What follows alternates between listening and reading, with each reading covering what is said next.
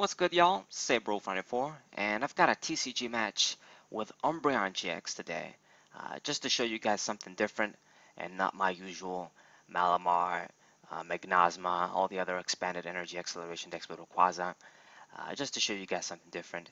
And this is a deck that I've wanted to try for a good while actually, just to try the whole hit and switch thing with Umbreon. This is what we're gonna do with this deck. I call it strafebreaon because we are gonna use the strafe attack of Umbreon, which you hit and then you switch and bring out a wall. I'm not gonna show a deck list because this deck isn't really that good. There's plenty of ways your opponent can screw up the strategy these days, and Umbreon GX isn't one of the best users too, because it doesn't do quite as good damage. It doesn't do enough active damage like Donphan and other Pokemon in the past. Gengar was slower, but it had the poison and it had Dimension Valley. It had other things going for it, but we're still gonna try it out. Umbreon GX isn't a useless card. We do have also the second attack that's pretty strong, does the snipe damage, and he has better HP, of course. Alright, so my opponent is playing Malamars because the in case he opened up, and this isn't very good. This is one of the decks that can really screw us up. It makes my max potions kind of dead because I do run 2 max potions in this deck. You want to stall a little bit. You really want to take advantage of your slow damage, and the fact that you're slow and you only function on 1 energy mostly. But this deck gets 1-hit knockout, so that's one way they can screw you over. The other way is that these days most people run 3 to 4 Guzmas. It's not really necessary if you ask me, but I guess they have the space, in Zoroark GX decks. And that's another way this deck gets screwed. They just pull 3 of your Umbreon GXs, time the shit right, get 1-hit knockouts, and you lose basically. But my opponent has already brought out 4 in cases, running a 4-4 line. Damn. And what we're going to do is we're going to attach our Darkness Energy here with Energy Evolution. We get our Umbreon GX instantly. You gotta have this. And as you guys can see, I run my wall Pokemon. We have Hoopa, is going to be MVP. Blocks GX attacks from GX Pokemon and effects. And Wobbuffet isn't possibly very good since Psychic is so meta these days. And Tapu Lele GX being Psychic too kind of sucks. But he is still kind of good. Make it hard for people, slow them down, not being able to use their abilities if they run other shit like that's not Psychic. So that's kind of good. So we're going to start doing our strafe here, and I bring out the Hoopa. Now the good news is that even though my opponent can Guzma, and even though they have outs, if they don't have a way to, like an attacker, to deal with Hoopa, if they don't run any just normal non-GX Pokemon, it still can be kind of troublesome. They can't really rely completely on Guzma. And if some of them are prized and stuff, so it's not a completely useless strategy here. That's why I'm gonna show it off. Not gonna show a deck because, like I've said, it's not really that good, and it's gonna rotate out. Once the float stones go out, you can't really use this deck at all. Float stone is very important. I run a 4-4, just 4, not 4-4, a float stone line. Normally, I never do this in decks, of course, but this is one of the decks where it really requires it. And a couple of switches. I think I did run 1 or 2 switches. My own Guzmas, a couple of them. But the game should be long enough that you guys are going to see all the cards anyway if you want to try this deck out, if you really want to. It won't be any good, and it won't be even available once the rotation happens, because we need float stone. Okay. I mean, I guess there's always the Ultra of the Moon stuff, but yeah, it's not that good of a deck, but it's just something cool to try and annoy our opponents a little bit. Alright, so my opponent didn't manage to really do shit, bring out an attack. His bench is full too, so this basically just telegraphs to me that, okay, you actually won't be able to deal with Hoopa unless you have Guzma or unless you power up the Malamars. So, that's good. I bring out the other Umbreon GXs here. We only run 3. It's good enough. I do run 4 EVs, but only 3 Umbreon GXs. And as you guys can see, I do run a few techs. We have a lot of space in this deck, of course. Like Enhance Hammer, I run the max potions, 2 max potions. A few Guzmas of my own, I run 2. Normally I just run none or 1. I either don't have space in my energy acceleration decks, or we just have space for 1 for consistency issues and stuff.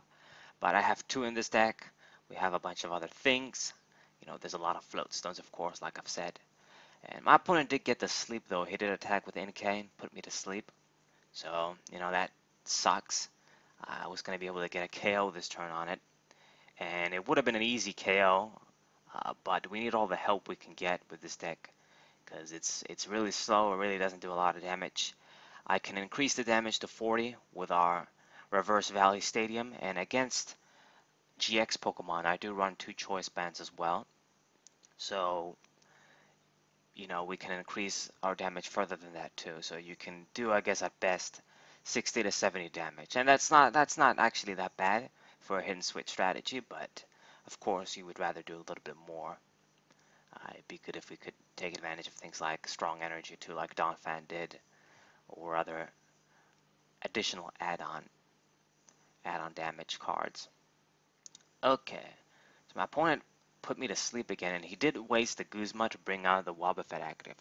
Now that's actually a very foolish thing, because these Guzmas are pretty valuable. They're the most valuable card in his deck right now on this match. If he doesn't have any other outs to hoopa there, Guzmas are very, very valuable.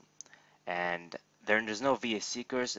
There's puzzles, of course, but you know, if he doesn't run them, or if he doesn't run enough, you know, Guzmas are quite valuable. If he also, some of them are prized, you know, that's even worse. And I don't even know how many he runs. Maybe he just runs 1 or 2. So that was a pretty big move he made there. Just wasting a Guzma just to bring out the Wobbuffet there. I don't know why he did that. I guess he wanted to get the dude out of the way. But we used our own Guzma to bring out the Ultra Necrozma GX there, and my Umbreon, and hit that dude. That guy's the threat, so I'm gonna focus on hitting him. You know, hindsight being 2020, I should have started to target down the Malamars, because he can use the GX attack of Tapu Lele and just heal all the damage. So yeah, so doing a slow damage like that, you see, there's another thing that kind of backfires. If they heal damage, if your opponent does healing strategies, you know, this strategy still doesn't work again. So it does have quite a few weaknesses, but it's also quite strong. You know, Donphan was pretty crazy back in the X and Y days when Phantom Forces came out. Alright, so as you guys can see, I do have an additional float stone in my hand, but we're not playing it down. Float stones are quite important in this deck, like I've mentioned. You really don't want to, let's say, play all of them down, or play a couple down, and then your opponent uses the field blower and gets the plus and gets 2 float stones for 1 card. So this is why I play 1 and force him to do something. If he makes the misplay and just uses the field blower to just get rid of 1, then I know, okay, I'm just going to attach another 1. So you kind of have to make him think. Maybe you don't have any, or you can't see any, this sort of thing. Being very conservative with your plays, and every play you make, you sort of have to put a little bit of thought into it. It really matters in these sort of slow, long games where, you know, you do a little bit of damage, everything counts, and you're really trying to control your opponent, wear them down. So I did a little mistake there. Attached the 3rd Darkness Energy on the Umbreon GX. I already had 2. I should have attached it to the other one, but I'm thinking, you know what, maybe I'm going to attack with it. But it wasn't a very good idea, because putting up all the energies on one dude, this is what's going to happen now. I open myself to a Guzma and then lose all the energies as well. So he's naturally going to target down the Umbreon GX. It has 3 energies on it. So, you know, that was a misplay on my part. I do this a lot of the times. I just attach the energy and then instantly regret it, wonder why I did it, when I know that you shouldn't pile up so many energies like that. You should spread them around most of the time to avoid yourself from being done in like this with Guzma one-hit knockout. So right now I lost my Umbreon GX and 3 energies before I got to use them. So, that's bad. And I brought it onto myself. Now, we're still in control though, because he did spend so far 2 Guzmas, so that's good. He did get a couple of prizes. But, as long as the Guzmas go away, he doesn't seem to have any other out to the hoopas, so then he's going to be really stuck. Okay, and we have our Wishy-Washy GX too. Man, that Pokemon's name sucks balls. I could have given it a better name, but anyway. I run this Pokemon too as a sort of wall. It's one of those big Pokemon that have a lot of HP. It's not Wailord, but we don't have Wailord anymore. So it's the biggest dude I found that I had, that it's a big Pokemon with a lot of HP. And we sort of use it to stall too with the max potions. Maybe sometimes you need to have a bunch of different walls for different situations. Like in this case I have Hoopa and Wobbuffet and Wishy-Washy, and that's it. Only one Wishy-Washy. He's not even that great.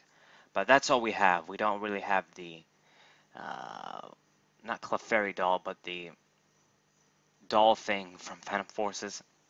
Polka doll, I think that's what it was called. We don't have a lot of the other options. So, we use what we have. Okay. My opponent, what are you going to do? Let's see. He's got 2 Malamars down. It's got 2 Floatstones on them in the choice band too. I mean, I wish I did see my own field blowers to just get rid of them. Just make my opponent need that extra energy to get the KO on the Umbreon GX if he's gonna do it. Alright. So my opponent has the lead, but I'm feeling in control there. His bench is full of stuff that he can't really utilize. Only the alternate Necrozma GX is a threatening Pokemon. So as soon as I get rid of it, I should be pretty good. And we always have the option of the big attack of Umbreon GX. Do a little bit of Snipe, Shadow Bullet, yeah. Now, I don't run DCs in this deck because I don't run many energies in this deck as it is.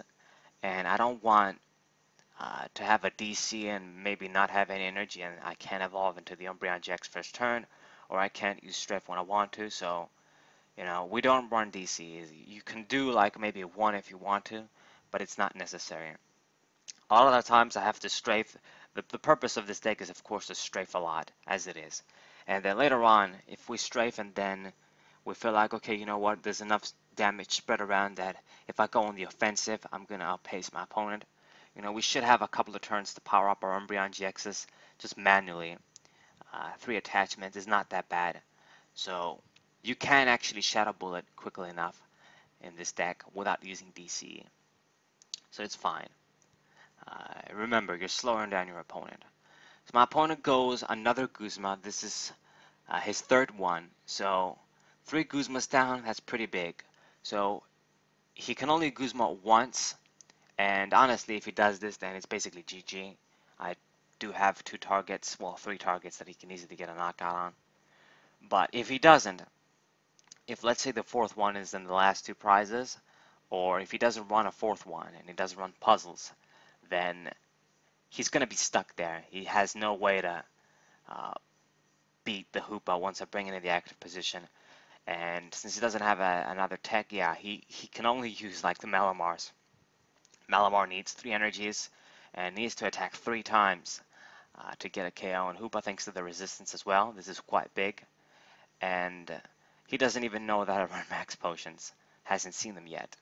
So he does get the knockout here. But from here on out, it's going to be hard. He's going to need another Guzma. He's going to need something. He already used them up. He can't keep this up forever. Okay, so I attached the Darkness Energy on my Umbreon there. We don't really have many any other Pokemon. I'm not aiming to attack with Hoopa, at least yet. So let's see, we only have our Umbreon GX here. Gonna attach a Darkness Energy. Let's play down another Hoopa, and I'm gonna play down the Bodybuilding Dumbbells. I want one of these instead of the 3rd choice band, just for that extra defense. Make Umbreon GX 240. It's pretty good. It doesn't matter that much in this case because Ultra Necrozma GX gets one hit knockout so easily. But I guess that means that even with the choice band, he can't get the knockout on me with just 2 psychic energies. He needs the third one. Gets rid of my stadium for his Ultra of the Moon. I was going to say Dimension Valley. And, I slowed him down with N as well, giving him 2 cards. So I'm thinking, okay, he can't be that lucky. See the Guzma right now. Attaches the Beast Energy, and then he's going to bring out Lele. And he uses Tapu Cure GX, so yeah, spoiler alert that I gave you before. He healed all the damage, so that kind of sucks on my end, but you know what? It's not over yet. It's not over yet. We're wearing our opponent out. I can still do some shit here. Okay. Let's see. So I have an N. We're not going to use it just yet. I don't want to give him an extra card. So let's just leave it at that for now. And all I have to do is switch into Umbreon GX and attack once again. And we're slowly doing our shit. He healed off all the damage, but there's still plenty of game to go. You guys know this is a long game, but rightfully so. This is how these games are, if they're played out right, since we don't do a lot of damage with this slow control deck.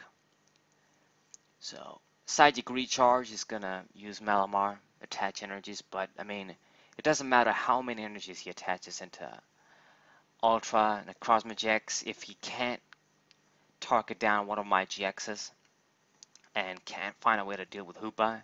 He's basically gonna get stuck. It might even be a legit tactic for me to pay attention to our decks and just sort of deck him out, not really draw a lot. And if he makes some misplays and starts to dig for stuff, and before you know it, he draws his shit and decks himself out, or I can just slowly deck him out, leave myself more cards in the deck. So let's use Copycat. This is one of the cards I run in this deck. This deck doesn't run any Sycamores, or no, I actually run only one. And the reason is because I don't ever want to put myself in a situation where I have to discard either max potions, the enhanced hammer, or any of my resources. You want these sorts of cards to hit your opponent and annoy them. I think I do have the Team Flare Grunt 2 in this deck, one of those. And yeah, you run all those cards, you want to slow down your opponent, disrupt your opponent, make their life hell, basically, and bring up your walls that they can't deal with them. So this is why we run a bunch of different supporters. I run the the Looker supporter 2, which is just straight draw 3. That's not bad. Maybe you can do, let's say, Mars. You only draw 2, but then you discard a card from your opponent's hand as well. So you have a lot of different options. Like I've said, this deck isn't some sort of a deck that's going to win worlds coming up, but it's a nice little, let's say, tier 3 deck maybe. I don't even want to say tier 2 deck. If you do good enough, if you have the right list, if your opponent makes just even maybe one mistake, it can be enough to seal the game in your favor. So, for example, my opponent's mistake is probably going to be the early Guzma he did early game on the Wobbuffet for no real reason that I ever understood. He really wished he had that right now to get the knockout, but he's struggling. He doesn't have it. I can't see the 4th one, if he even runs the 4th one. If he doesn't, or if it's prized, then he really is stuck. And we have our max potions in hand too. I got my own Guzma. I have another one we can use. And he's starting to put energies on the Malamar, and that's a good thing. As soon as I see that, I know that, alright, so he doesn't have another out. He probably doesn't have another Guzma, so he's going to be forced to deal with the Hoopa using Malamar. And that's not very good because it needs three hits. I have another Hoopa waiting there. I've got max potions, so it's not the best strategy. He's gonna give me, even though I'm so slow and he healed all the damage from Ultra Necrozma, he's gonna give me plenty of time to come back in the game. Okay, so starts doing damage on the Hoopa. I'm not gonna use max potion just yet, because we just want to time it exactly right when we have 80 damage, get the max value. and I'm going to use the other Guzma, bring out my dude. I want to target down this Necrozma GX, use strafe on you, put the damage on. Alright, make it hard for him. And that's all we really have in the deck. As you guys can see, there's Mime too. I got my Stretcher in hand. You gotta have your Nest Balls. I think I have 2 in this deck. And yeah, if you want to build it, like I've said, the deck list, there's no point in me showing a deck. I'm going to show this game in another one that are kind of good. And that's it. The new format is going to be upon us pretty soon after the World Championship. Looking forward to seeing what's going to win. Okay, so I used my max potion. My opponent was probably, oh shit, seeing that. That's max potion for you. So, you know, he really is in a tough position. And at this point, you know what? We're going to strafe the Malamar here. I don't have much of a choice anyway, but getting hits on those Malamars isn't actually bad. With just 3 hits, we get a prize, and it's much better than getting, let's say, like 7 hits on the Necrozma GX for 2 prizes. So it's better math for the turns you spend to attack. Okay, pretty good. So my opponent can't do anything, just keeps attacking with Malamar. We're going to use strafe again. It's a pretty, straightforward strategy. You guys can see how annoying it can be for your opponent if they don't have an out. Hoopa with his Scoundrel Ring ability blocks damage. This is how the other decks in the past played out, the hit and switch decks. Strafebreaon, putting in the work. So I'm going to use the second max potion here. Alright, so no more max potions, but I do have 2 fully healed Hoopas there. We're going to knock out this little Malamar, get another one of his pieces out. Really good. He does have 2 left, he can still power up dudes. But, I'm removing your options slowly but surely, wearing you off.